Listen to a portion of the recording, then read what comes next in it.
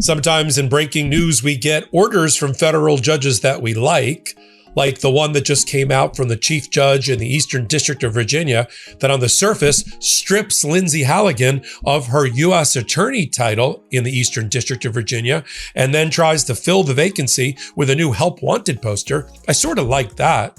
I just don't understand how the chief judge got there, because that vacancy was created back in November the 24th, when a person wearing a black robe and is a judge named Judge Curry issued an order stripping Lindsay Halligan of her title and creating a quote unquote vacancy, waiting for the Eastern District of Virginia judges to fill. Now, we've been banging the drum here on the Midas Touch Network and on Legal AF for the Eastern District of Virginia's judges to get together, as is required under the Vacancy Reform Act, to fill that spot. We were scratching our head like, why aren't they doing it?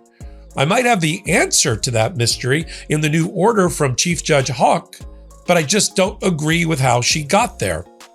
Again, like the headline, stripping Lindsay Halligan of a title, but I don't like it in the way that it's been done. I brought the receipts. Let's get to it here on the Midas Touch and Legal AF networks and podcast. Okay, here we go.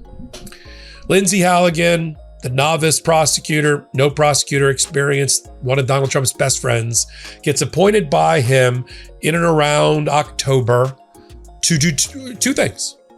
To go after former FBI Director James Comey, go after current New York Attorney General Letitia James with mortgage fraud indictments. She gets the indictments somehow.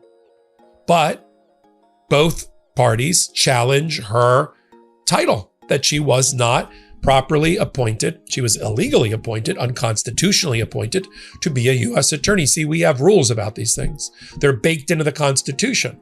Article 1 gives the Senate the power to confirm. And if parties are not confirmed, unless they are filling in temporarily under a statute we call the Vacancy Reform Act, they can't play prosecutor. So the statute anticipates that if there is a vacancy created, there's about 3 or 4 different ways that vacancy can be filled. The easiest way is to elevate the person that was in the job as the deputy assistant, the first assistant to that U.S. attorney. Failing that, then you can put somebody in for 120 days. Failing that, you can put somebody in who has been confirmed in a Senate position for some other job, like agriculture secretary, can serve as the U.S. attorney if you wanted him to. At least they're Senate confirmed.